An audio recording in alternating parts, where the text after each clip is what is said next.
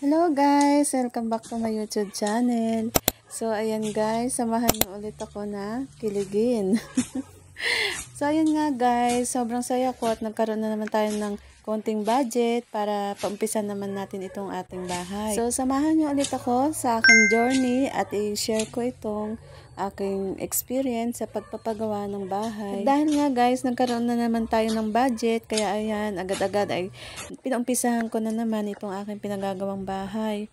At nang sa ganun, at kahit na hindi man dire-diretso, paunti-unti ay natatapos din. Di kaya kuya bahain dito pagkakusina to, no?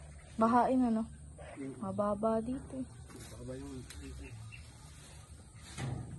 At laking pasasalamat ko na nga rin guys at meron akong anak na maaasahan. Kaya yan siya ang ating pinatitingin para sa pagpapagawa ulit ng ating bahay na ito.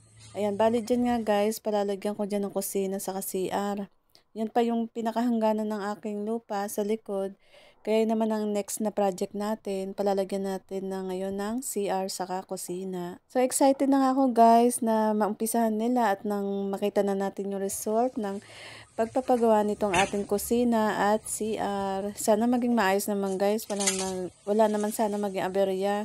Sobrang hirap talaga magpagawa nitong bahay. Hindi ganun kadali na puro na lang stress pag nagpapagawa ng bahay. At the same time, syempre sobrang saya mo kasi nakikita mo paunti-unti yung bahay na iyong pinapangarap ay paunti-unti na tutupad na, di ba guys? Dahil yan sa sipag at tiyaga. At higit sa lahat, sa tulong ng ating Panginoong Diyos at nagkaroon na naman tayo ng budget para maumpisahan na naman itong ating pinapangarap na munting bahay. Thanks for your watching. Sana guys, sabaybayan nyo itong aking pinagagawang bahay at nang sa ganun magkaroon kayo ng ideya at inspired sa pagpapagawa ng bahay. Thank you!